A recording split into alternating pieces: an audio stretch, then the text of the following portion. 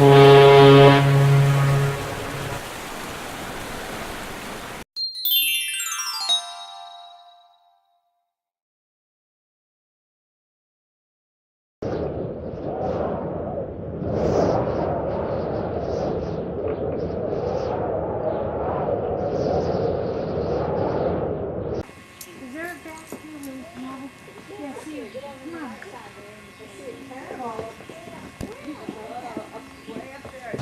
in mind as we go out into the desert that this is not always a desert. This was at one time a very fertile farmland, and a couple of famines passed on the farm Sarah there.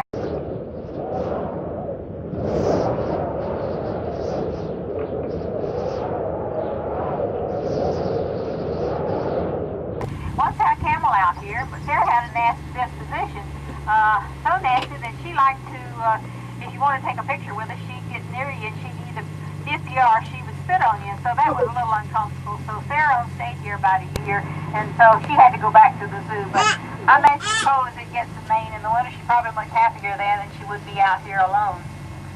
We're going to stop here.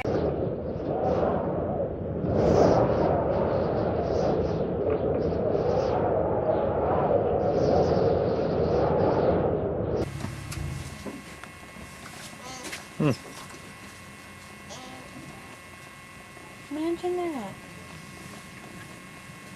Yeah, just, Past those was it made as it moved along. Well, after it became a lake and then the water drained out, it was very fertile farmland. Just after the Revolutionary War, William Tuttle came out here from Freeport. He moved his family and put everything on 24 yoke of oxen and then moved very slowly out here. He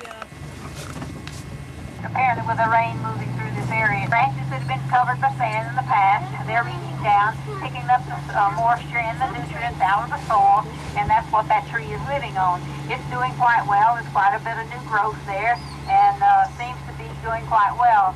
It doesn't seem to be under any stress, so apparently it will live for quite a long time. If we had a tree in our yard, we threw a couple of yards of dirt against it, it'd probably be dead in a month. But that tree's being covered so gradually, grain by grain, that it really doesn't realize it's being covered, and so it compensates in its only way it knows how by using its branches to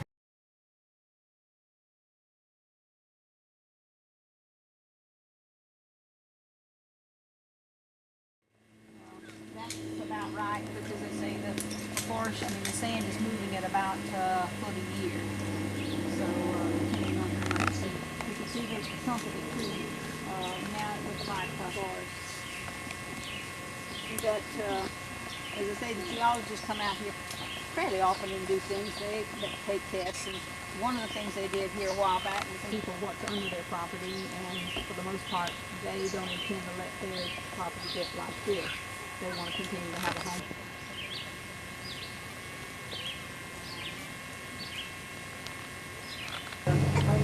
Over here in this little knoll, a pine tree is through in the night. The deer end is quite nice to take the trail if you have the time, or be a little more venturesome.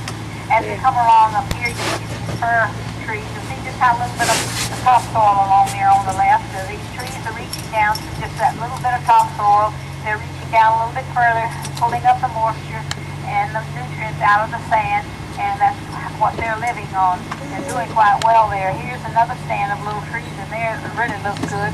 They're right beside these pines that they don't look so good. They look like they're losing some of their leaves. Maybe some of them are going to die, whether it's from being crowded out or whether it's probably from not getting enough sunlight.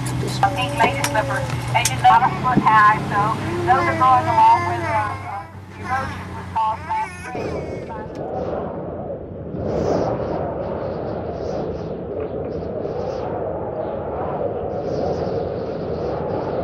Looks like you put cinnamon, sugar, and all that kind of stuff. No, nothing.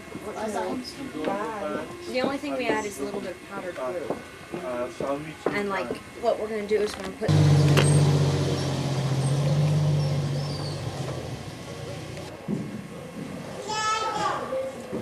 I'm gonna use it.